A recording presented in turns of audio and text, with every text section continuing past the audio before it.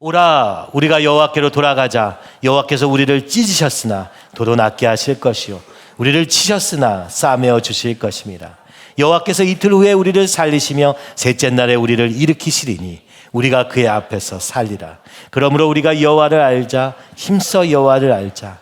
그의 나타나심은 새벽기같이 어김없나니 비와 같이 땅을 적시는 늦은 비와 같이 우리에게 임하시리라 하니라. 에브라임아 내가 내게 어떻게 하라. 유다야 내가 내게 어떻게 하랴. 너희의 인애가 아침 구름이나 쉬 없어지는 이슬 같도다. 그러므로 내가 선지자들로 그들을 치고 내 입의 말로 그들을 죽였노니 내 심판은 빛처럼 나오느니라. 나는 인애를 원하고 제사를 원하지 아니하며 번제보다 하나님 아는 것을 원하노라. 그들은 아담처럼 언약을 어기고 거기에서 나를 반역하였느니라.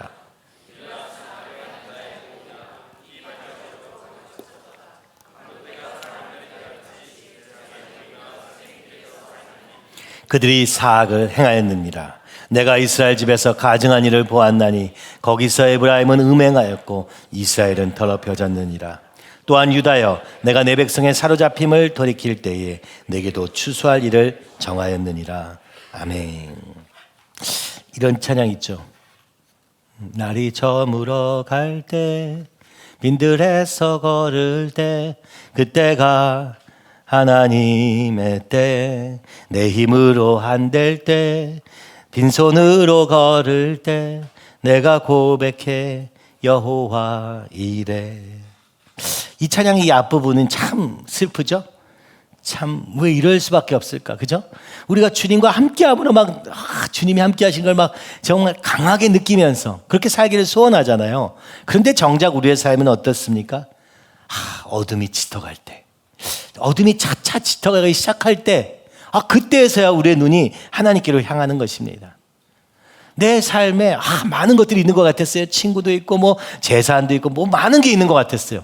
근데 어느 날 나 혼자 있는 것을 깨달을 때, 그때서야 비로소 하나님을 바라보게 되는 우리의 이 완악한, 그죠? 아주 뭐랄까 기회주의적인 그런 모습을 보게 됩니다. 그럼에도 이 찬양은 이렇게 얘기하는 것이죠. 인생을 살다가 어려움 만날 때 바로 그때가 하나님의 부르시는 때이다. 그렇죠? 우리의 삶에 어려움이 있습니까? 바로 하나님이 부르시는 때인 줄 믿으시기 바랍니다. 우리는 자꾸 이렇게 질문하게 되는 거예요. 하나님 왜 어려움을 주십니까? 이렇게 묻습니다. 그리고 때로는 우리가 하나님 때문에 이 어려움이 왔다가도 확신하기도 하는 것 같아요. 근데 생각해 보십시오. 아닙니다. 그 어려움이 오기 전에 나는 주님과 함께하지 않았던 거예요. 그 주님과 동행하지 않았기 때문에 그 어려움이 왔는데, 어려움이 오면 정작 우리는 주님 앞에 가서 주님 내가 너무 어려워요. 내가 너무 그죠? 왜 나를 이렇게 힘들게 하세요? 이렇게 얘기하는 거예요. 평상시에는 주님과 상관없이 살다가 어려움만 닥치면 주님께 나아가 주님께 따지는 우리의 모습이 때로는 믿음입니다. 그죠? 그게 우리의 진짜 어떻게 보면 이상한 모습인 거예요. 그래서 그 어려울 때 주님께, 그죠? 비로소 우리가 묻기 시작하고, 그죠? 그 주님을 찾기 시작하니까 그 어려움의 순간에 주님을 보기도 하고 주님의 음성을 듣기도 하고, 그죠? 그때서야 비로소 날마다 우리의 마음 문을 두들기고 계시던 주님의 부르심이 듣고 보이기 시작하는 것입니다. 주님은 사실 우리가 처음부터 우리가 함께, 그죠? 기쁨 가운데서 만나서 기쁨 가운데서 동행하면서 살기를 너무나도 바랐어요. 그러나 오늘 호세아의 이야기처럼 그 고멜처럼 우리는 바람난 사람처럼 계속해서 다른 것에 바람났다가, 그죠? 버려지고 거기서 고통받을 때 다시 하나님께로 돌아오는 이 일을 너무나도 반복하고 있는 것 같습니다. 호세아의 이야기는 바로 호세아를 통하여서 하나님이 지금 우리를 어떻게 보시는가, 아니 우리가 지금 어디 있는가를 보여주시는 장면 아니었습니까?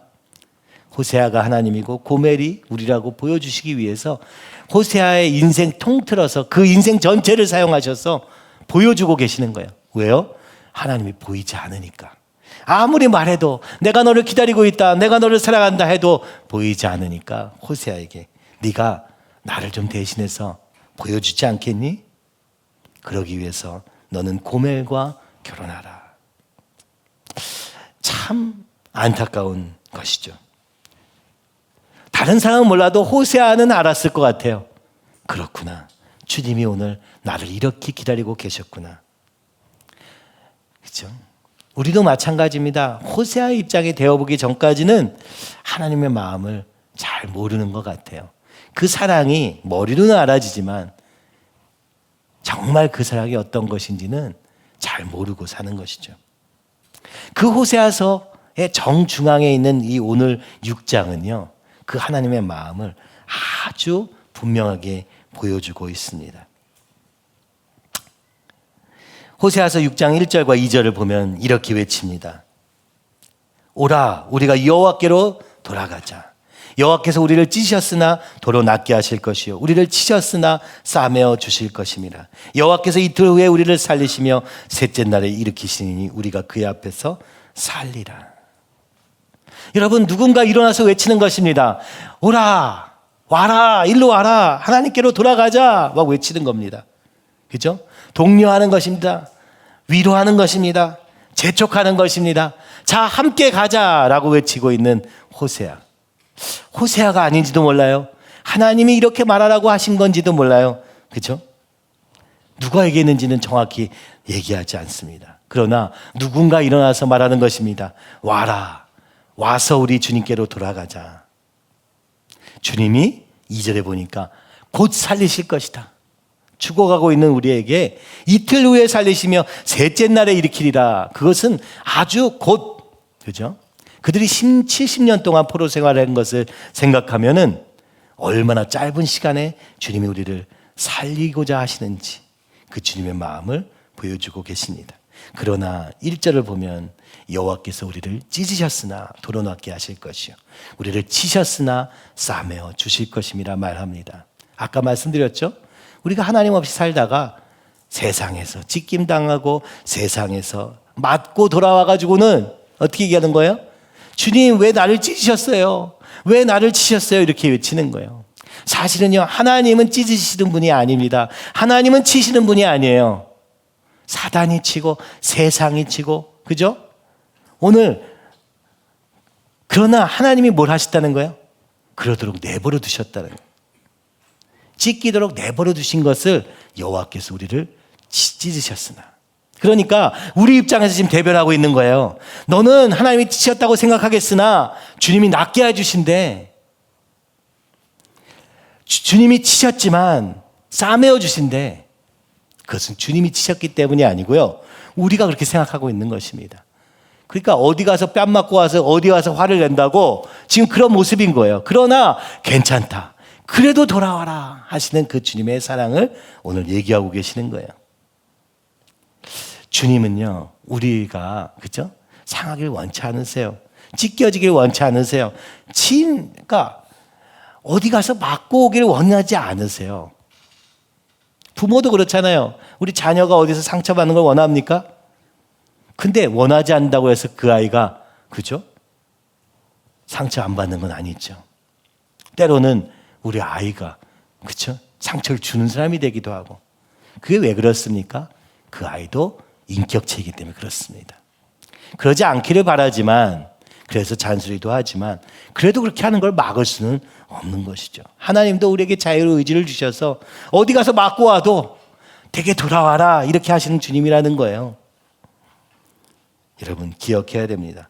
주님은 오늘 우리가 최종적으로 돌아갈 안식처가 되리라고 말씀하고 계시는 것이죠. 하나님이 너무너무 보기가 싫어. 아유, 저거 말도 안 듣고 저거 지 멋대로 저렇게 돌아다니구나 하시지만 그래도 결정적인 순간에는 다시 돌아오라 하시는 게 지금 6장의 내용이에요. 6장 전후로 보면 여러분 그런 본문이 안 나와요. 우리가 어떻게 심판받게 될 수밖에 없는지를 계속 얘기하고 계시며 어떻게 우리가 음란한 고멜과 같이 하나님을 떠나 있는지를 얘기하고 계십니다. 그러나 6장에서는 그러나 와라. 저는 자격이 안 되는데요. 그러나 와라. 계속 말씀하고 계시는 거예요. 그렇죠? 여러분, 오늘 우리가 이 오해에서부터 벗어나야 됩니다. 세상에서, 그죠? 세상은 그렇게 갈구해도 그러나 그것이 우리에게 주는 것은 상처와 그죠? 맞는 것밖에 없음을 보게 되는 것이죠. 특별히 경쟁 사회에서는 이것이 더한 것 같습니다. 내가 좀 힘이 있고 내가 좀 신선할 때는, 그죠? 새로운 인물이 됐을 때는 막 사람들이 박수를 쳐줘요. 그러나 그것도 잠시죠. 조금 있으면 또 다른 사람이 나타나고 또 이 경쟁 속에서 밀려날 때, 여러분, 그때 우리는 어떻습니까? 끊임없이 그 위의 자리를 차지하려고 애쓰고 힘쓰고 그러다가 지쳐버리고, 그죠? 그제서야 이제 헛된 이 경쟁의 걸음에서 좀 벗어나와야 되는데, 그죠? 그것이 돈이든 명예든 인기든 그 모든 것 안에서 내가 제일 위에 가고 싶어요. 모두 사람들이 그 욕구를 가지고 있어요. 그러나 그것이 이루어지지 않을 때, 그것이 될 것 같을 때는 뭐 다 앞에 옆에 다 안 보고 그냥 달려가는 겁니다. 그러다가 그것이 나이가 들고 그것이 사라질 때 얼마나 또 처참한 자리에 있는지. 어쩌면 그래서 우리가 은퇴 후에 주님께로 가겠다고 작정하고 있는지도 몰라요. 세상에 얻을 것이 분명하기 때문이고, 그죠? 얻을 수 없는 것도 분명하기 때문에 어쩌면 나중에, 그죠? 하나님과의 동행으로 기쁨을, 주님은 기쁘게 동행하면서 우리의 삶의 전 과정에서 함께하고 싶으신데 우리는 나중에요. 제가 즐길 걸 다 즐기고 가질 거 다 가지고 그 다음에요. 참 이상한 관계죠. 호세아서 5장 15절, 바로 이 6장의 맨 마지막 절에도 말합니다. 그들이 그 죄를 뉘우치고 내 얼굴을 구하기까지 내가 그곳 내 곳으로 돌아가리라. 그들이 고난받을 때 나를 간절히 구하리라. 주님이, 그죠? 우리를 버리신 건 아닌데 내가 그냥 내 힘대로 살겠다고 하니까 그래, 난 잠시 너를 좀 내버려 둘게 하고 돌아가셨다는 거예요. 그래서 거기서 상처받고 상처로 찢어지고, 그죠? 치여지고 여기저기 치이면서 살고, 그죠? 그런데 너희가 필요할 때 날 불러 라고 얘기하시는 거예요. 정확히 얘기하면 그때 너희가 부르게 될 것이다. 그들이 고난받을 때 간절히 구하리라. 여러분, 이 어리석음을 멈출 수 있으면 너무 좋겠잖아요. 이 창조주 하나님, 모든 것을 주실 수 있는 주님과 동행하면서 그 안에서 얻을 수 있으면 너무 좋은데 우리 생각에는 계속 그렇지가 않은 거예요. 주님은 내가 원하는 것을 못하게 하시는 분이고 주님은 내게 나쁜 것만 주실 것이라고 확신하는 거예요. 이게 죄인의 증거입니다. 이게 부패한 우리의 마음의 결과예요. 그래서 어떻게 되느냐? 어쩔 수 없이 고난을 만나면 그제서야 하나님 부르게 됩니다. 요한복음 10장 10절에 이렇게 말합니다. 도둑이 오는 것은 도둑질하고 죽이고 멸망시키려는 것뿐이요. 아니, 사단은, 세상은 여러분을 도둑질하려고 하는 거예요. 죽이려고 하는 거예요. 멸망시키려고 하는 거예요. 지옥으로 가게 하기 위해서 다가와서 사탕을 내밀어 주는 겁니다. 근데 우리는 그게 살 길인 것 같아 보이는 거예요. 이게 우리의 어리석음입니다. 주님이 말씀합니다. 야, 왜 네 생명을 빼앗아든 것, 멸망을 향해서 달려가니? 나는 너로 생명을 얻게 하고 더 풍성히 얻게 하려. 주님이 더 풍성하게 주시려고 하시는 것인데, 그죠? 우리의 이 눈이, 그죠? 잘못된 거죠. 이걸 우리가 가치관이라고 말합니다. 이상하게 우리 눈은 태어날 때부터 잘못되어 있어요. 그래서 세상이 주는 거, 그것이 나를 죽이게 할 걸 뻔히 알아요. 인생이 끝날 때쯤 다 아는 거예요. 그래서 부모들은 또 그렇게 하지 말라고 그래. 그러나 우리 자녀들은요, 꼭 그렇게 해요. 그죠? 그리고 부모가 하던 대로 그대로 해. 그걸 보면서 어떻습니까? 나도 그랬구나. 그때서야 깨닫는 거예요. 근데 이 어리석음의 이것을 반복하는 걸 역사라고 부릅니다. 중국의 은왕조 아세요? 역사 속에 다 기록되지도 않는 아주 오래전에 있었던 은나라가 있었습니다. 은나라의 역사를 보십시오. 전 세계 역사가 거기에 다 들어가 있거든요. 어떻게 나라가 망하고 흥하고 망하는지가, 그 역사가 반복됩니다. 주나라 똑같아요. 제가 역사책을 아주 옛날에 읽다가 은나라의 얘기를 읽었는데 그 다음 나라 왕조가 주나라 왕조를 또 읽는 거예요. 그죠? 진시황제 얘기를 듣는 거예요. 중국 역사를 보면은 완전히 똑같아요. 이름만 바뀌어. 그래서 제가 읽으면서 그런 생각을 했습니다. 야, 이 전에 살던 사람이 이렇게 살아서 망한 걸 봤는데, 그리고 우리가 역사라는 것으로 우리가 배웠다고 말하는데, 근데 왜 이게 또 반복되지? 그 다음에 보니까 또 반복돼요. 또 반복돼요. 역사가 5,000년 돼도요, 똑같은 역사의 반복이라는 걸 보고 너무 재밌게 읽었습니다. 그 역사가 재밌어서가 아니라, 야, 이걸 왜 또 다시 했는가? 이렇게 하면 안 된다는 거 알는데 또 왜 자기 정욕과 욕망을 당해서, 그 중국 역사에는 주지육림이라는 게 있었어요. 술로 연못을 만들어요. 쾌락에 즐길 게 그게밖에 없으니까. 그리고 성적 타락으로 즐겨여는 육림, 이 육체가 나무같이 서 있는 거예요. 여러분, 로마 시대를 봐도 그렇고 그리스 시대를 봐도 다 똑같아요. 모든 나라가 성하는 이유도 하나고, 그죠? 망하는 이유도 하나인데. 그래서 역사책을 제가 그 다음에 잘 안 보는 거예요. 왜? 다 똑같은 내용이거든요. 그렇죠? 우리가 몰라서 안 그러는 게 아니에요. 아는데도 그렇게 사는 겁니다. 알아도 우리 자신을 제어할 수 없는 거예요. 주님은 오늘 우리로 풍성히 얻게 하려고 하신다고 하는데, 이게 제일 안 믿어져요. 저도 그랬어요. 이게 제일 안 믿어져요. 주님이 나쁜 것도 아니야. 좋아. 근데 이상하게 세상에 더 좋은 게 있을 것만 같아요. 가서 막 부딪혀보고 막 얻어보고 뭐 해보니까, 야, 별로 없구나. 결론 나도요, 하나님께로 바로 돌아가게 되지 않아요. 야, 그때 저는 이 사단의 존재를 느끼게 되고 이 마음의 부패성을 깨닫게 됩니다. 분명히 여기에 좋은 게 있지만 이상하게 내 눈은 절 향해 있는 이것이, 정말 그래서 우리는 안 되는구나. 나는 안 되는구나. 그죠? 주님께 구해야 되는구나. 주님, 새 마음을 주시옵소서. 여러분, 예레미야서에 있는 내용이 그냥 써져 있는 게 아니고 정말 절절한 외침이에요. 주님, 제 굳은 마음을, 제 심장을 그냥 뽑아주세요. 새 심장을 넣어주세요. 이렇게 얘기할 수밖에 없는 거예요. 왜요? 진짜 경험해보면 그렇거든요. 몰라서 못하는 게 아닙니다. 알아도 못하는 게 우리 한계인 것이죠. 그러니까 하나님은 근데 호세아 6장에서 이렇게 얘기하는 거예요. 그래도 괜찮아. 그래도 괜찮아. 이제라도 돌아와. 여러분, 이 사랑을 알기가 쉽지가 않아요. 여러분이 거꾸로 된 입장이 되보면 이거 절대 못한다는 걸 알게 돼요. 그죠? 심지어 우리 자녀여도 내가 화가 나면 막 그냥 화를 내잖아요. 근데 여러분, 다른 사람이 어떻게 할 수 있습니까? 주님이 아니면 할 수 없습니다. 오늘 이 본문은요, 굉장히 분명하게 이 원인에 대해서 얘기하고 있어요. 호세아서 4장 6절에 보면 이렇게 말씀합니다. 내 백성이 지식이 없으므로 망하는도다. 지식이 없었어. 근데 보니까 내가 지식을 버렸어.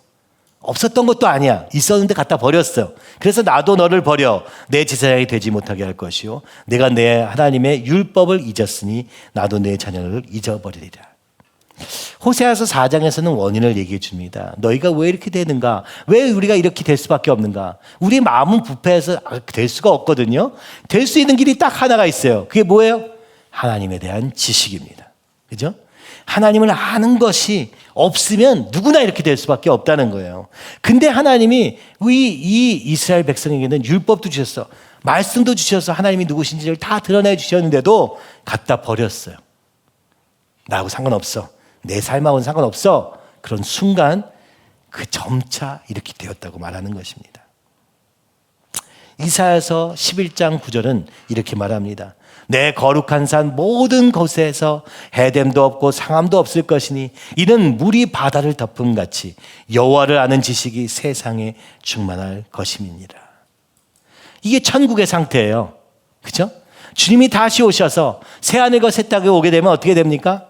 해됨도 없어요. 서로 상할 일도 없어. 그죠? 사자와 어린 양이 뛰노는 세상. 어떻게 가능한 것이냐? 하나님을 아는 지식, 여호와를 아는 지식이 있을 때. 그러니까 우리 모두가 여호와 하나님을 알게 되면 이렇게 된다는 것입니다.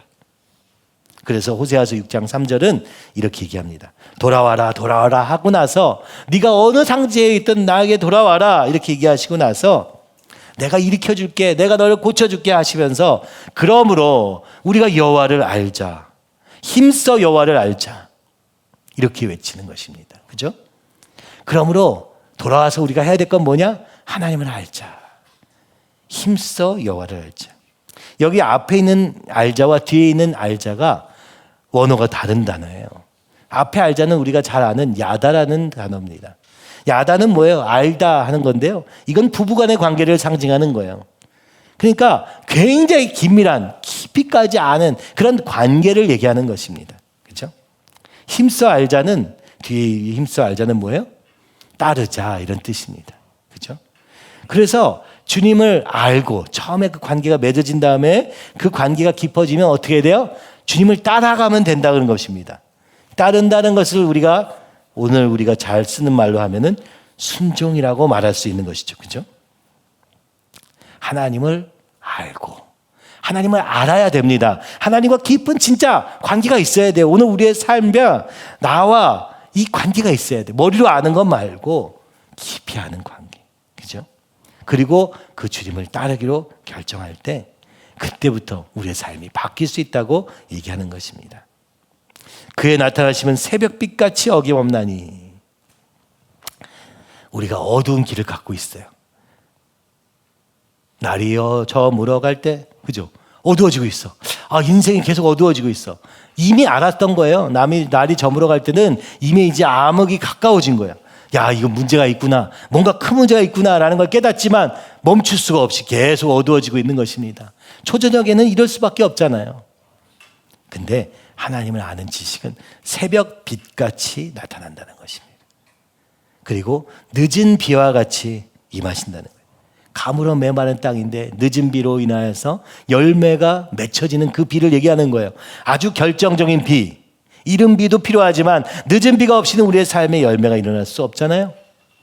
아주 적시에 내리는 그 비로 인하여서 오늘 우리가 살아나듯 하나님을 아는 그 지식이, 하나님을 알미, 하나님을 아는 그것이 우리에게 빛이 되고 늦은 비와 같이 우리의 삶을 풍성하게 할 것이라고 말씀하고 있는 것이죠. 그래서 그 주님을 아는 지식이 우리 안에 있는 모든 어둠을 물리치시고 복의 근원이 되는 삶이 되게 하신다. 주님이 우리에게 비를 내려주시니까 열매가 나니까 계속 풍성해지는 거예요. 주님이 우리 가운데서 이렇게 일하기 원하신다는 거예요. 너의 모든 어둠을 물리치고 너의 모든 부족함을, 필요를 채우시는 그 하나님으로 오시리라 약속하고 계시는 것입니다. 언제? 네가 주님을, 하나님과 깊은 관계로 들어갈 때 말입니다.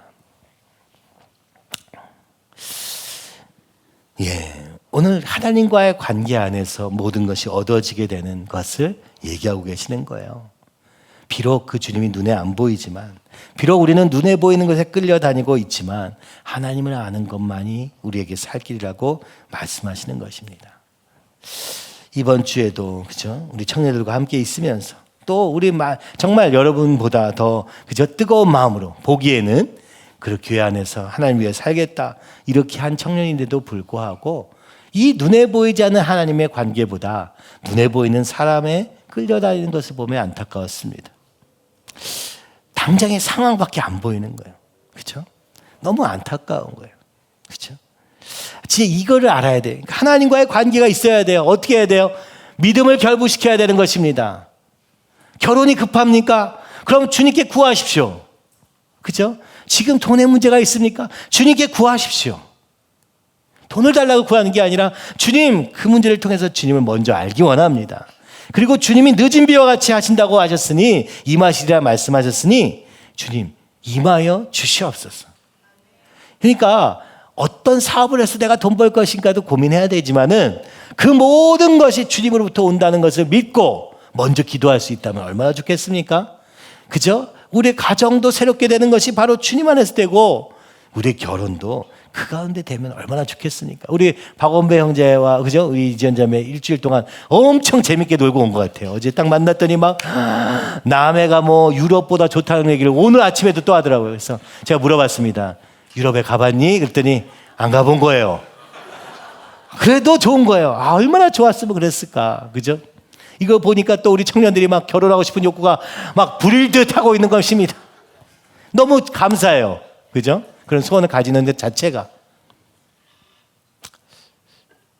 이번에도 제가 머리 깎는 거기 이발 미용사가 남자분인데 자기는 지금 30대 중반인데 결혼할 생각이 없다는 거예요.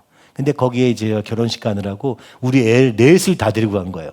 그때 이분이 깜짝 놀라가지고 어젠가 그제도 갔는데 이분이 어떻게 애 넷을 키웠냐고 막 그러는 거예요. 그래서 아니 애가 없냐 그랬더니 자기는 결혼도 안 했대. 그래서 왜 결혼 안 했냐 그랬더니 결혼할 생각이 이제 없어진다는 거예요. 계속.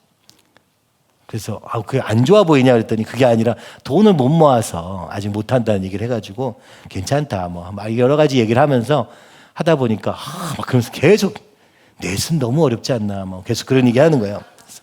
알았다고 하는데 계속 이제 그래서 근데 자기는 3명을 낳고는 싶대.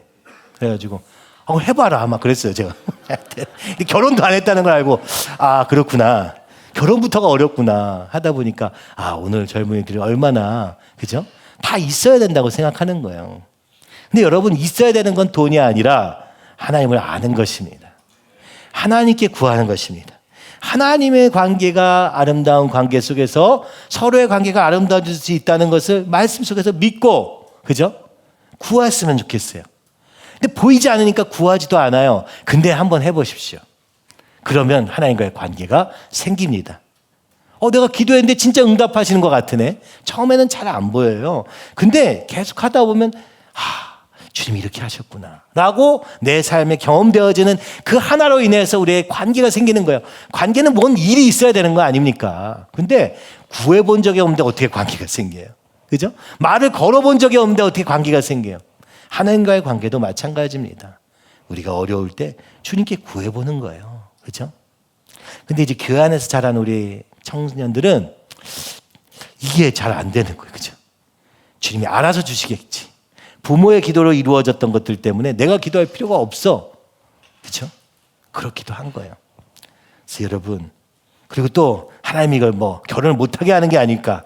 이런 또 오해가 있는 거예요. 여러분, 좋은 결혼을 하길 바라는 거지. 결혼하지 말라고 한 게 아니잖아요. 주님 안에서 하자고 하는데 우리가 교회 안에 있으니까 당연히 그렇잖아요. 근데 이상하게도 교회 안에서도 하나님은 나를 결혼 못하게 하실 거야 하는 확신과 믿음이 굉장히 대단합니다. 이상하죠. 주님이 나에게 돈을 안 주실 거야 하는 확신이 있는 거예요. 내 인생은 계속 어려울 거야 하는 확신이 있어요. 그러고 나는 하나님이 그리고 주여 삼창을 외쳐. 이게 얼마나 어리석고 모순되는 행동입니까? 안 믿어질 수 있어요? 그러면 내 가슴을 치며 주님, 그러나 주님이 약속하셨으니 오늘 이 약속을 믿습니다. 그러므로 우리가 여호와를 알자. 힘써 여호와를 알자. 하나님을 아는 지식이 오늘 우리에게 새벽빛같이 늦은 비와 같이 우리에게 임하시리라 말씀하신 하나님의 말씀이 이루어지도록 주여 인도하여 주시옵소서. 아니, 이루어질 줄 믿습니다. 내 마음으로 저절로 믿어지지 않지만 약속의 말씀을 붙잡고 믿습니다. 여러분, 이게 믿음이에요. 이게 관계예요. 이게 하나님을 안다는 것의 전부입니다. 그렇죠? 그러니까 미리 하나님 안 주실 거 하지 말고 구해라도 보시라고요. 이럴 때는 그 모태신앙을 가진 사람보다는 초신자가 쉬워. 그죠? 초신자는 그냥 누를 수 있어요. 근데 교회에서 자란 아이들은 이상하게 꼬여있는 마음들이 있는 거예요. 그죠? 그래서 구해도 안 주실 거야. 우리 박원배 형제도 얘기 되게 많이 했어요. 구한다고 주시나요? 그래서 그냥 구해봐. 근데 안 구하게 되는 거죠. 우리 청년들도 그래요. 마음속에 하나님을 향한 사랑은 그만큼 있어요. 그래도 믿음이 없는 건 아니야. 근데 행동을 하지 않아요. 여러분, 그래서 주님이 여러분에게 응답할 수 없다면 얼마나 안타깝습니까? 우리 한번 구해봅시다. 주님에 대한 선입견을 좀 벗어버리고 세상과 사단에 주는 그 음성들을 좀 벗어나서 내가 원하는 바를 주님께 한번 구해보세요. 주님이 좋은 것으로 갚아주실 줄 믿습니다. 그 속에서 관계가 이루어지는 거예요. 주님이 주셨던 그 좋은 것들 때문에, 그죠? 내가 할 수 없던 걸 주님이 함께 하심으로 하게 하셨던 그것들이 있으니까 또 어려운 일이 생겨도요, 또 기도하면 돼요. 그죠? 내 능력이 안 돼도 주님이 지난번에도 해주셨으니까 이번에도 좀 해주시지 않을까? 점차 늘어납니다. 그죠? 하나님의 능력에 대한 신뢰와 하나님에 대한 내 믿음이 점차 늘어나요. 그건 조금씩 그러니까 우리의 삶에서 이 기도가 너무 중요한 거예요. 그래서 똑같은 일도 기도하면서 이루는 일과 내가 노력해서 이룬 일은 완전히 차원이 달라요. 그렇다고 기도만 하면 되느냐? 그건 아니에요. 기도한 만큼 또 노력을 하겠죠? 근데도 내가 노력한 게 기억이 안 나요. 저는 그렇더라고요. 주님께 기도하면 열심히 해야지. 뭐 이런 어떤 내 힘을 줌으로 생기는 어떤 그 분노 있잖아요. 내가 이렇게 열심히 했는데 뭐 이런 거 있잖아요. 이런 게 안 생겨요. 기도하면서 그런 모든 그 어떤 내 힘을 주면서 했던 그런 것들이 다 사라지니까 어떻게 돼요? 내 힘을 줄 때도요. 내가 노력을 해야 될 때도 힘을 주지 않아도 노력할 수 있어요. 왜요? 주님이 하실 걸 믿으니까. 주님, 나는 내가 최선을 다 한번 해볼게요. 주님 도와주세요. 이런 자세니까 뭐 하는 게 어렵지 않아. 근데 세상의 방법으로 내 힘을 주면서 사는 삶은요, 옆에 사람을 피곤하게 만들어. 그죠? 나는 열심히 하는데 너는 왜 열심히 안 해? 막 이런 거 하잖아요. 그죠? 막 이런 식으로 사는 거예요. 그래서 자수성가한 사람들의 자녀는 피곤합니다. 그죠? 힘을 더 줘야 돼. 막 억지로라도 막 성공한 사람은 그 자녀들도 그렇게 하기를 바라는데 자녀는 그렇지 않잖아요. 너무 편안하게 살았잖아요. 그러니까 어떻게 됩니까? 오늘 이 시대의 젊은이들의 삶의 동력이요, 성공해야지, 많이 가져야 이렇게 되지 않더라고요. 전혀 그런 욕심이 없어요. 어떻게 해야 됩니까? 주님으로 말미암은 동력이 필요합니다. 주님 때문에 해야 되는 동력이 아니면 여러분 아무리 그죠? 우리가 내가 내 때는 뭐 어려웠는데 뭐 그죠? 내가 어떻게 열심히 했는데 이렇게 얘기한다고 애들 안 움직여요. 저도 우리 교회에서 청년들이랑 같이 있어 보니까 우리 좀 열심히 좀 해보자. 그래 주님의 나라를 위해서 좀 열심히 해봐야 되지 않겠니? 전혀 안 먹힙니다. 어떻게 해요? 본인과 하나님과의 관계가 있어야 돼. 그죠? 뭔가 하나님께 구하고 그 하나님의 관계 안에서 생겨진 그 작은 힘이 필요한 거예요. 때로는 옆에서 도와주기도 해야 되더라고요. 그러나 그것이 좀 쌓이면요, 내 믿음으로 움직여지기 시작합니다. 그렇죠? 여러분 그렇게 되기를 간절히 바랍니다. 여러분 가정의 문제 교회 다 떠넘기고 내 자녀의 양육 문제 교회에서 알아서 해주겠지 이렇게 하시면 안 돼요. 여러분이 주님과의 관계로 이 길을 가져가셔서 한 걸음씩 잘 안 되더라도 해보셔야 돼요. 그렇죠? 그래야지 주님을 알게 되는 거예요. 더 깊이 알게 되는 것입니다. 여러분 이 하나님을 아는 그 지식이 우리에게 아예 없는 것은 아닙니다. 그러나 6장 4절에서 5절에 보니까 이렇게 말합니다. 에브라임아 내가 내게 어떻게 하랴? 어떻게 해야 될지 모르겠다. 유다야 내가 내게 어떻게 하랴? 참 답이 없구나. 너의 인애가 아침 구름이나 쉬 없어지는 이슬 같도다. 여러분 오늘 우리가 그 하나님을 아는 지식 막 은혜를 잠깐 받았어요. 막 방방 뛰기도 해요. 근데 이게 얼만큼 가냐? 아침 이슬만큼 가더라. 오후만 돼도 벌써 흔적이 사라진 거예요. 이게 우리 마음이라는 거예요. 주님을 향한 사랑, 그죠? 있었어. 아예 없었던 건 아니에요. 그러나 이 사랑이 지속되지 않는 거예요. 하루도 지속되지 않는 불완전한 사랑. 바로 그 일시적 사랑. 그 미지근한 사랑 때문에 요한계시록에도 나오죠? 미지근한 사랑 내가 토해버린다 말씀하시는 거예요. 첫사랑을 회복하라 말씀하시는 거예요. 우리가 아무리 뜨거워도요 주님의 사랑에 비할 바가 못 되거든요. 그래서 주님 보시기에는 우리가 진짜 이슬 같은 거. 그래서 우리가 계속 구해야 되는 거예요. 주님 사랑을 내게 부어주세요. 주님을 향한 이 열정과 그 갈급함과 갈망이 멈추지 않게 해주세요. 그것도 기도해야 돼요. 심지어. 왜냐하면 우리는요 그걸 지속할 힘도 없어요. 여러분 때로는 어쩔 때 우리가 그죠? 뭐 저렇게 주여 삼창하고 기도까지 해야 되나? 왜 주님을 크게 부르면서 막 눈물 흐르면서까지 기도해야 되나? 이렇게 생각하실지 몰라요. 근데 이것 때문에 그런 거예요. 우리 마음은요 곧 사라집니다. 하나님에 대한 열정이 절대로 지속될 수 있는 사람이 없어요. 그래서 때로는 우리가 가슴을 치며 그죠?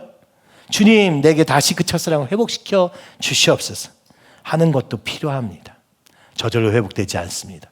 구해야 됩니다. 그죠? 내 마음의 문을 열고 주님 그렇게 되기 원합니다. 그렇게 해도 시간이 좀 걸려요. 근데 그 전에 우리는 포기해버리는 건 아닌가 싶어요. 그러므로 내가 선지자들로 그들을 치고 내 입의 말로 그들을 죽였노니 내 심판은 빛처럼 나오느니라. 이미 하나님에 대한 사랑이 사라졌는데 나는 있다고 생각해요. 그리고 사니까 어떻게 돼요? 주님의 사랑과는 상관없이 살게 되는 거예요. 그래서 선지자들을 통하여서 경고하십니다. 이러다가 너희가 바벨론 포로가 된다. 돌아와라. 지금도 돌아와라, 돌아와라. 이게 외치는 거예요. 근데 우리는 어때요? 이상하다. 나 지금 주님하고 잘 살고 있는데 어딜 돌아가? 난 주님과 아주 좋은 관계야. 그럼 호세아서는 여러분과 상관없죠? 근데 우리는 어떤 사람도 그럴 수 있는 사람이 없어요. 오라, 우리가 여호와께 돌아가자. 항상 그래야 됩니다. 그렇죠? 주님과 가까운 관계는요, 우리가 애쓰고 힘쓰고 달려가도요, 우리 평생 동안 이룰 수 없는 거예요. 그 관계의 깊이는요, 더 깊어질 수 있거든요. 그죠? 그 주님의 사랑이 크신 만큼 이 주님과의 관계가 더 깊어지고 더 든든해지고 그 높이와 깊이와 넓이가 얼마나 대단한지 알아가기에 우리의 인생이 짧을 정도로 그 사랑이 크시거든요. 그러니까 그죠? 내가 지금 잘못하고 있구나, 내가 멀리 갔구나 나를 인식하라는 게 아니라 더 주님께로 나아갈 수 있음을 기억하고 우리가 날마다 주님께로 더 나아가는 것입니다. 여러분, 이렇게 생각합니다. 예수님을 주님으로 시인하는 순간에 성령님이 우리 가운데 거하세요. 근데 왜 성령 충만을 구해? 이렇게 얘기하는 사람들도 있어요. 여러분, 그건 몰라서 하는 얘기예요. 뭐예요?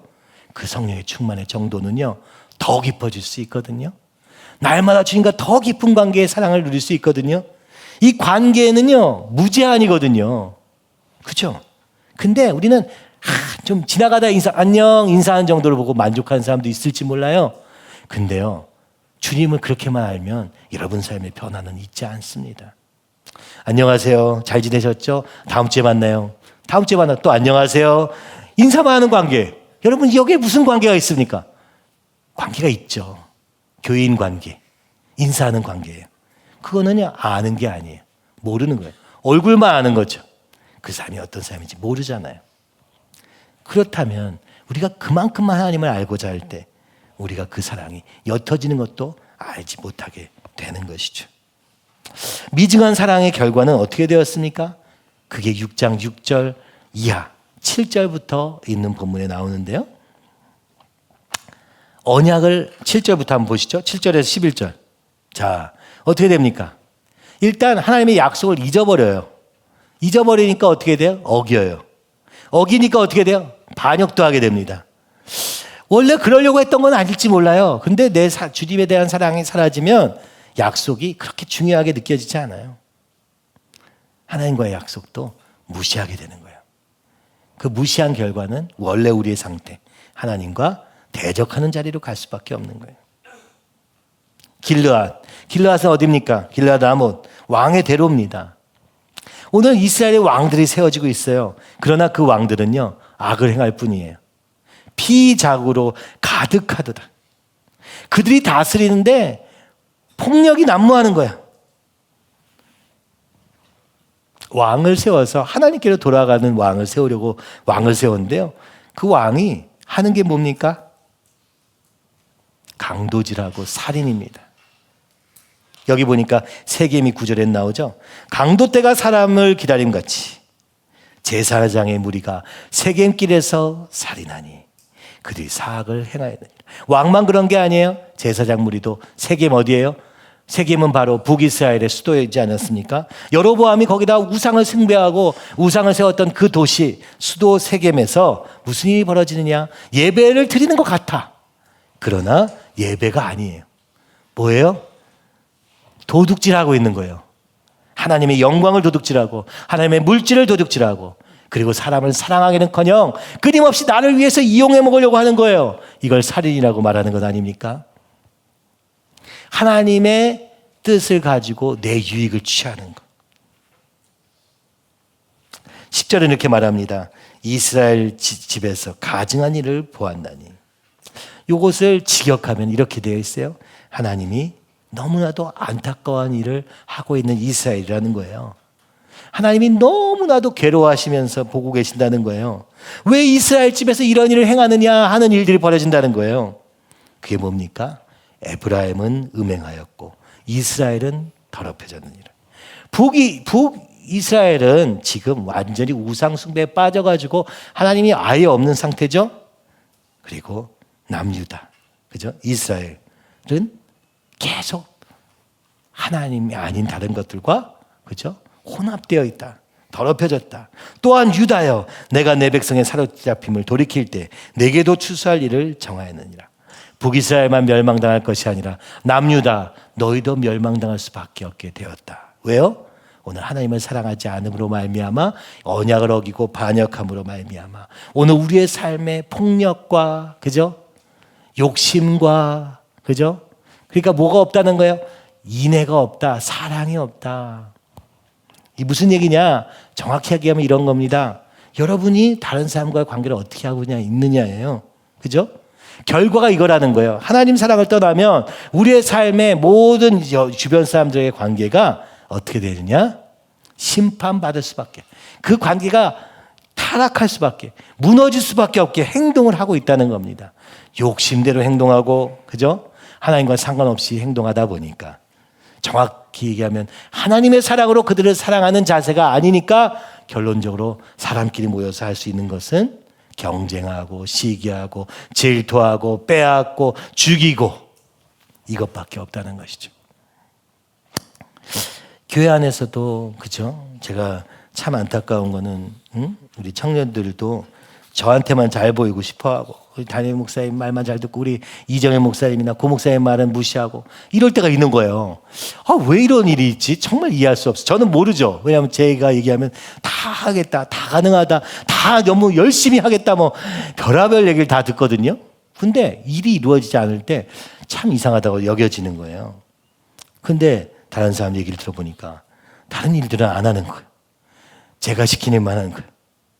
아니 사실은 무슨 일이든 주를 위해서 한다면 그럴 수 없잖아요. 교회를 위해서 한다면, 다른 사람을 위해서 한다면 그럴 수 없잖아요. 왜 사람이 뭐라고 하는지만 보고 사람이 무엇을 원하는지를 맞춰서 행동할까? 필요하기도 한 것 같아요. 근데 이게 도를 지나치니까 서로 자기들끼리 경쟁하고, 그렇죠? 이런 일들까지 벌어지는 걸 보면서 안타까운 거예요. 왜 이렇게 됩니까? 오늘 성경은 얘기합니다. 네 마음에 하나님을 아는 지식이 없기 때문에, 하나님을 사랑하는 마음으로 하지 않으면 그 모든 것이 다 이렇게 변질될 수밖에 없다는 것을 보여주고 있고, 그것이 너의 삶에 가져오는 것은 추수, 곧 심판밖에는 없다. 그때서야 비로소 또 여호와께 돌아가자 할 거잖아요. 그죠? 이거를요, 우리 평생 동안 반복하고 있는 거예요. 안타깝게도. 그죠? 주님은요, 우리와 동행하면서 즐겁게 주님이 우리의 삶을 통하여서 일하시고 이렇게 하기 원했어요. 근데 우리는 그게 관심이 없어. 아까도 영상을 보다 보니까 우리 홍콩 교회 생각이 나요. 지난번 홍콩 갔을 때가 생각이 나요. 미소라도 받고요, 쇼이치도 받고, 그죠? 헤이헤이도 받거든요. 그들이 얼마나 외롭게 살고 있는지, 도움이 필요한지 이런 생각하면서 되게 가슴이 아팠어요. 또 보니까 그러네요. 잘 지내고 있을까? 어떻게 주님이 저렇게 미소라의 저 소원을 어떻게 하나님이 일본 땅으로 좀 데리고 갈 수 없을까? 여러분, 성적도 필요하고 여러 가지가 필요하대요. 근데 이제 보니까 미소라가 열심히 공부하는 스타일은 아니거든요. 어떡하지?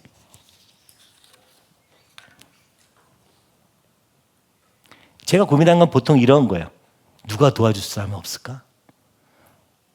하나님이 정말 이 미소라의 저 소원을 어떻게든 인도해 주셔서, 그죠? 길을 만들어 주실 수 없을까? 하나님 안에 있으면 오늘 내 걱정도 있죠. 그것도 잘 성실하게 해야 되죠. 그렇지만 오늘 주변을 살피게 됩니다. 그리고 그게 넓어지기 시작합니다. 내 가정부터 챙기고, 그죠? 교회 안에 있는 성도들은 어떤가 살피고, 세상에서 길 가던 사람들도 보면서 혹시 저 사람의 마음속에 주님이 필요한 것은 아닐까? 그렇게 보여지게 되는 거예요. 내가 보려고 애써서는 안 돼요. 근데 주님을 사랑하게 되면 저절로 이게 이루어지는 건 아닙니까?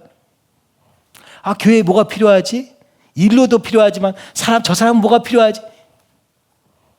이게 하나님 사랑, 이웃 사랑의 실체입니다. 구약은 계속 얘기하고 있고 오늘도 얘기하고 있어요. 7장에서 11절의 내용은 무슨 얘기냐?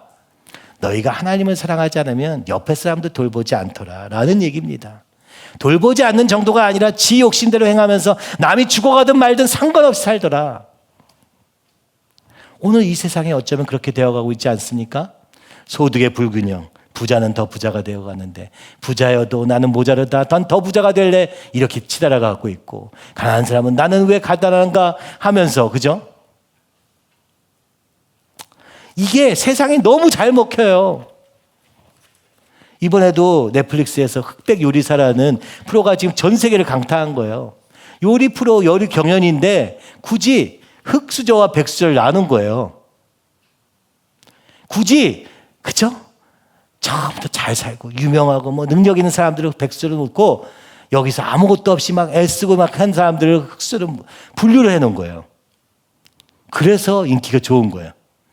이상하지 않습니까? 하나님은 이렇게 되길 원하지 않으셨어요.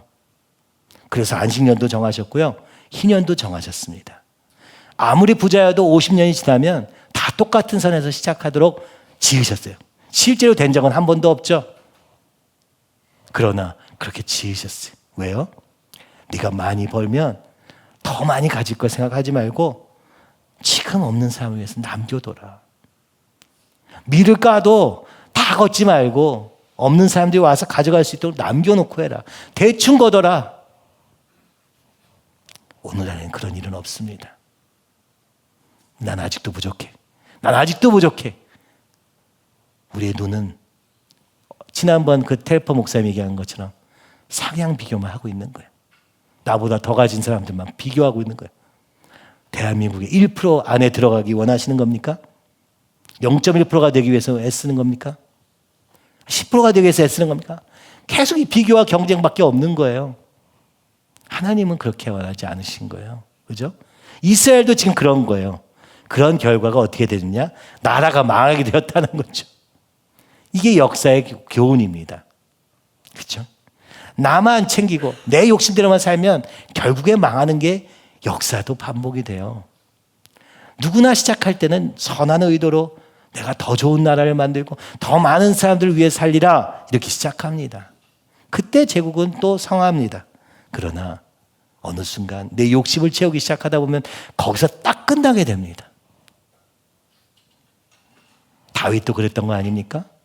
하나님 나라를 향해서 더 달려갈 게 없을 것 같을 때 그는 다른 데 눈 돌리다가 그 나라가 망하기 시작했던 것. 하나님 나라도 똑같아요. 그래서 오늘 6장 6절이 제일 중요한 겁니다. 뭐라고 얘기합니까? 나는 인애를 원하고 제사를 원하지 아니하며 번제보다 하나님 아는 것을 원하노라. 아멘. 여러분, 이 말씀만 기억하면 오늘 끝입니다. 하나님은 원하시는 건 사랑이에요. 하나님 사랑, 이웃 사랑.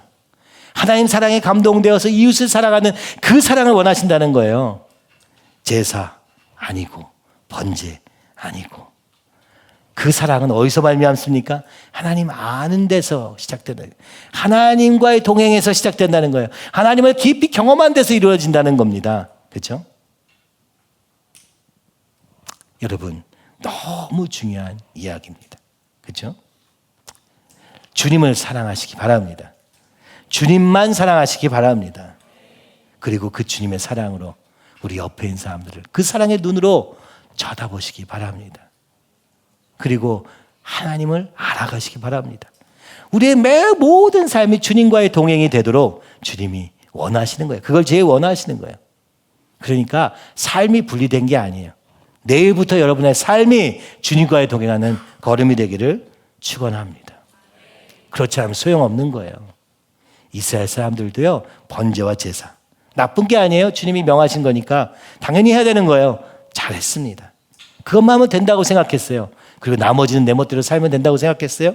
그래서 이 나라가 망한 겁니다. 그렇죠? 하나님 사랑을 안다면, 하나님과의 깊은 교제 속에서 하나님의 눈으로 세상을 바라보고 사람을 바라보고 상황을 바라보고 거기에 내 자신을 뛰어들라고 얘기하는 것입니다. 자, 좀 구체적인 얘기 마지막으로 4가지만 하고 끝나겠습니다. 오늘 이 말씀과 아주 비슷한 구조의 말씀이 구약의 2구절, 신약의 2구절 있는데요. 먼저 사무엘상 15장 22절입니다. 여기서 사무엘이 이렇게 말합니다. 여호와께서 번제와 다른 제사를 그의 목소리를 청종하는 것을 좋아하심같이 좋아하시겠나이까? 순종이 제사보다 낫고 듣는 것이 순양의 기름보다 나으니. 그렇죠? 오늘 여기서 제일 중요한 건 무엇입니까? 지금 사울 왕 얘기예요. 사실은요. 사울 왕이요, 하나님이 아말렉을 진멸하라고 했는데 진멸 안 하고 어떻게 했냐? 아말렉에서 좋은 양과 소를 데려다가 자, 이거 하나님께 드리리라 하고 들고 온 거예요. 그랬더니 사무엘이 이렇게 말합니다. 순종이 제사보다 낫다. 듣는 것이 순양의 기름보다 낫다. 좋은 양 필요 없어. 제사도 필요 없어. 하나님 말씀을 들어 라고 얘기하는 거예요. 그렇죠? 그랬더니 뭐라고 얘기합니까? 그러면서 얘기하는 게 뭐예요? 하나님 말씀을 듣지 않는 것은 바로 점치는 것과 같고, 그죠? 완고한 것, 절대 하나님 말씀을 들을 수가 없었어요. 왜요? 이 아말렉이 너무 좋은 것들을 많이 가지고 있거든요. 이게 너무 가지고 싶어가지고 마음이 완고해진 거예요. 들을 수 없는 마음이 된 거예요. 완고한 것은 사신 우상에게 절하는 죄와 같다. 듣지 않는 것이 바로 우상 숭배다. 이렇게 얘기하는 거예요.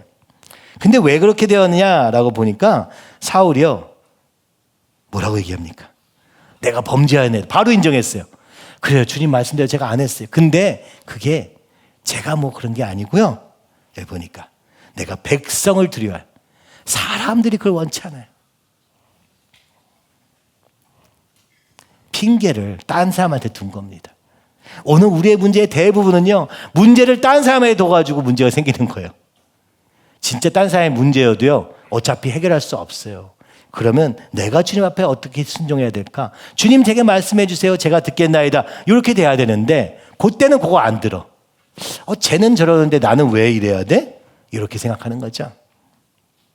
그리고 사울은 무엇보다 무엇이 되었냐? 이렇게 얘기하고서 뭐라고 얘기하냐면은, 근데 사무엘 제사장이에요. 그죠? 선지자예요.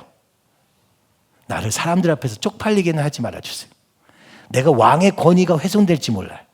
내가 잘못했다는 걸 알면 내 말을 따르겠어요? 그러니까 저 사람들 앞에서는 그런 얘기 하지 말아주세요. 이렇게 얘기합니다. 무슨 얘기예요?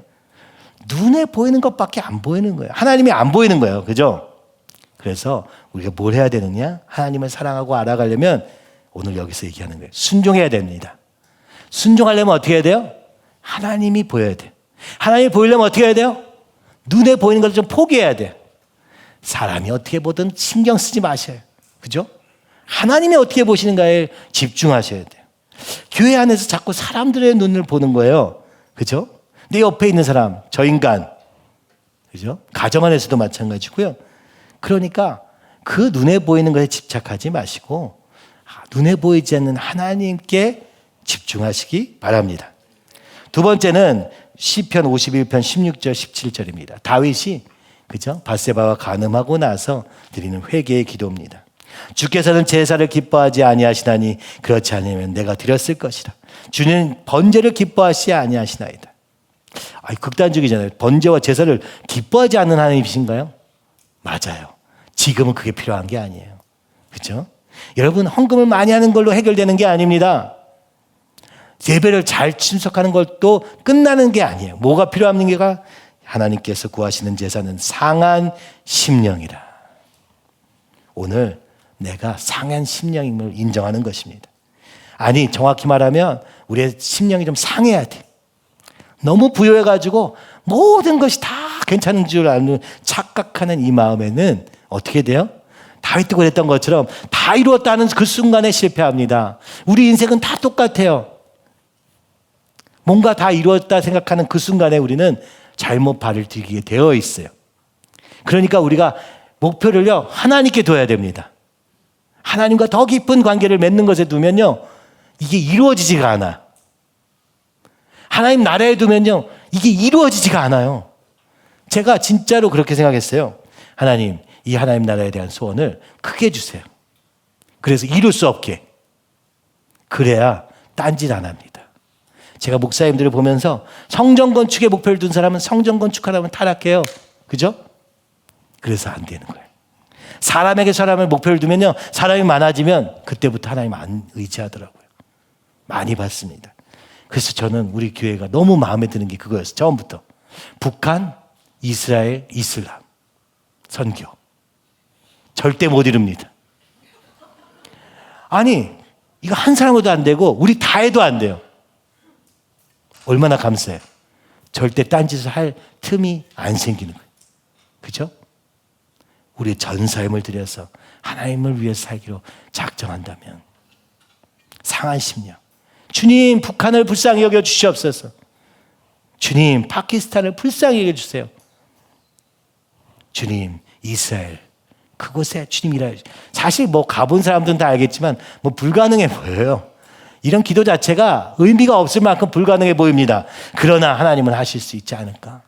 그죠? 상한 심령은요, 뭐 합니까? 주님께 갈망하는 마음인 거예요. 주님께 구할 수밖에 없는 마음이에요. 찢겨지고 부족할 때 이럴 수 있는 거예요. 오늘 우리가 다 가져서 편안하다. 그러면 그때부터는 하나님과 동행은 사실상 기대하기 어렵습니다. 저는 목사님 보면서도 그런 생각했어요.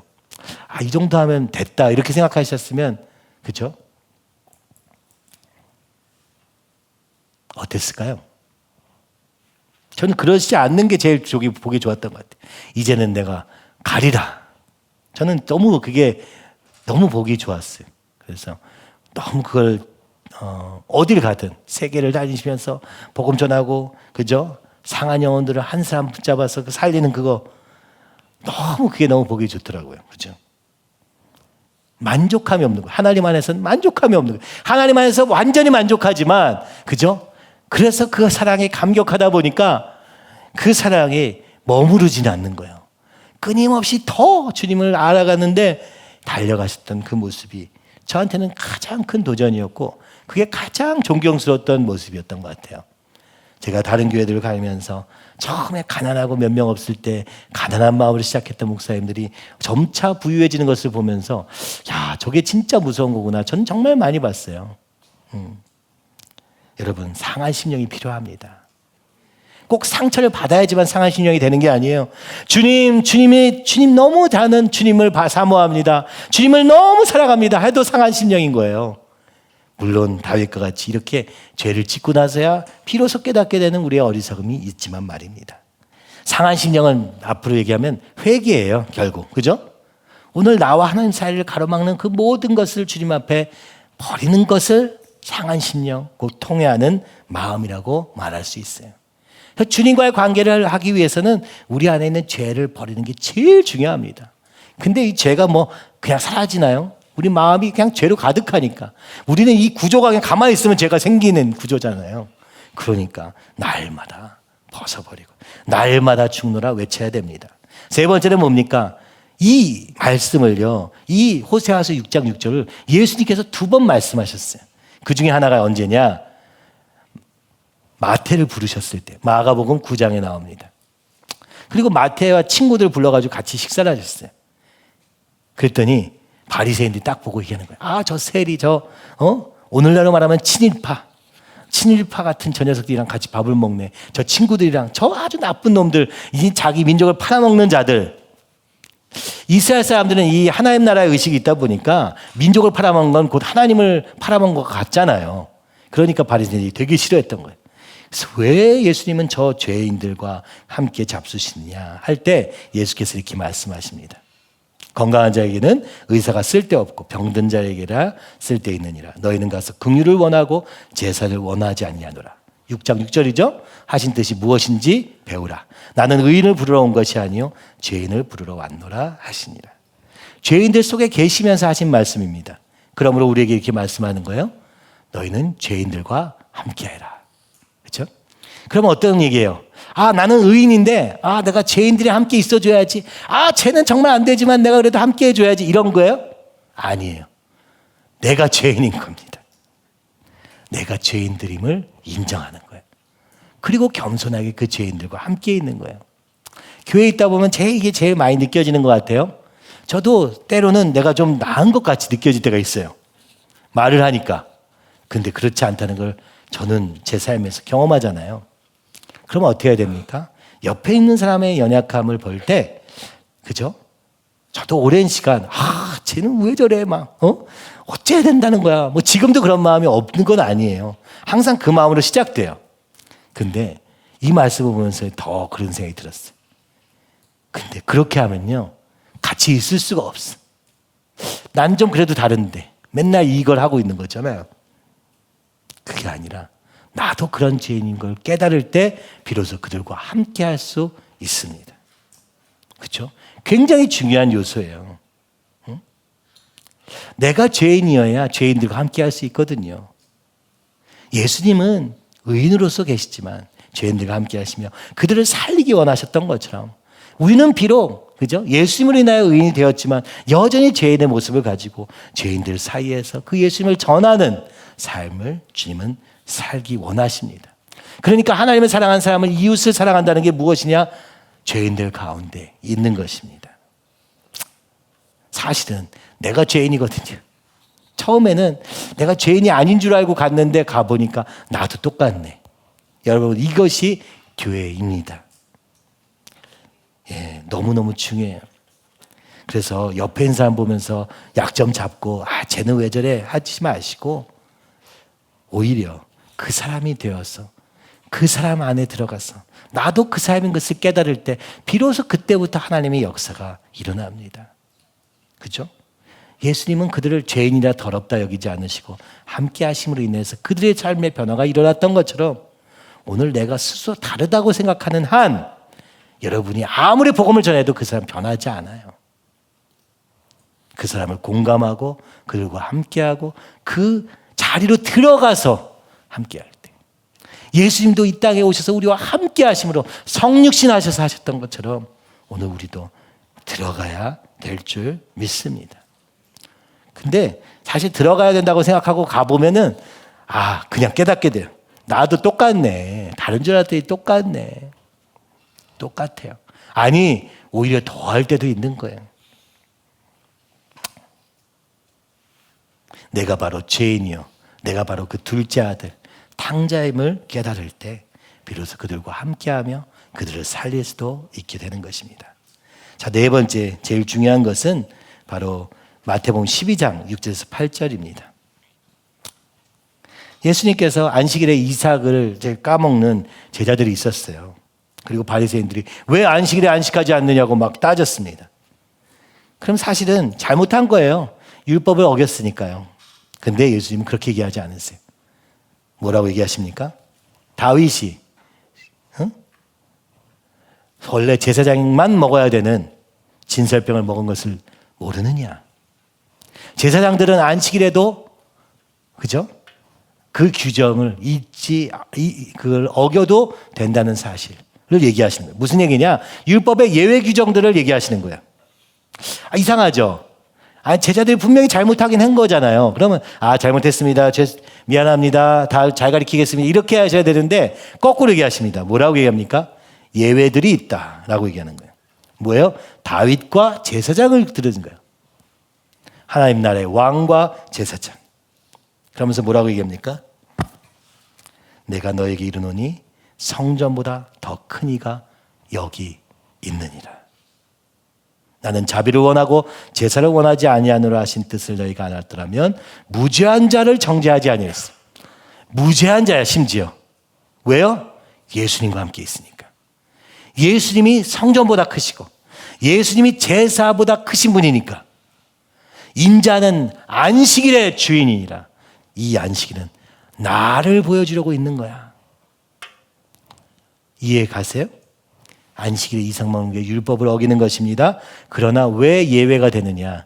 그 모든 것은 다윗도 제사장도 모두 다 예수님을 위해서 존재하는 자들이라는 거예요. 예수님을 드러내는 상징으로서 있는 거라는 거예요. 그런데 내가 이 안식일의 주인이니 너희가 무슨 말을 하겠느냐라고 말하는 것입니다. 무슨 얘기입니까? 결론적으로요. 하나님을 사랑한다. 이게 뭐냐? 예수님을 사랑하는 것입니다. 예수님만 바라보는 것입니다. 예수님 안에서, 그 십자가 안에서 그 하나님을 알게 된다고 얘기하고 계시는 것이죠. 그러므로 오늘 우리가 하나님을 알아야 된다라고 말하지만 오늘 우리는 예수님께로 나아가야 됩니다. 그래서 기도할 때도 하나님의 이름으로 기도합니다가 아니라 예수님의 이름으로 기도합니다 하는 이유는 오늘 우리에게 그 하나님으로 오셔서 보여주신 바로 그 예수님을 통하여 성령 충만도 받고 그 하나님도 알게 되기 때문인 것입니다. 또 이 예수님의 삶을 보면서 바로 예수님과 같이 사는 것이 바로 하나님 형상의 회복, 하나님의 형상이신 그분을 보면서 우리의 원래 모습이 어떠해야 되는가를 보아야 될 줄로 믿습니다.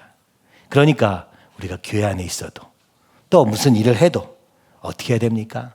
오직 예수님의 이름을 부르며 그 주님께 구하며 그분으로부터 성령 충만을 받아 그 주님과 동행하며 우리 마음의 중심에 그 예수님이 우리의 보좌에 앉아 계시기를 간절히 소원하고 구하는 것이 그 모든 것보다 먼저 해야 될 것임을 우리는 기억해야 될 줄로 믿습니다.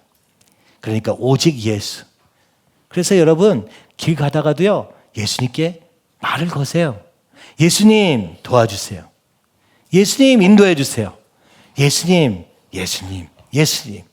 오늘도 살아서 역사하시는 그 예수님과 동행할 때 오늘 우리 자신을 벗어나서 그죠? 더 주님을 알아가게 되고 이 어쩔 수 없는 이 부패한 우리의 모습에서 벗어나 주님께로 나아가게 될 줄 믿습니다. 여러분 이 얘기를 하는 것은요 당연한 얘기를 왜 하냐? 여러분이 안 하기 때문입니다. 그죠? 진짜 예수님이 오늘 내 옆에 계신 것처럼 사시기 바랍니다. 그 주님과 동행한 여러분 되시기를 바랍니다.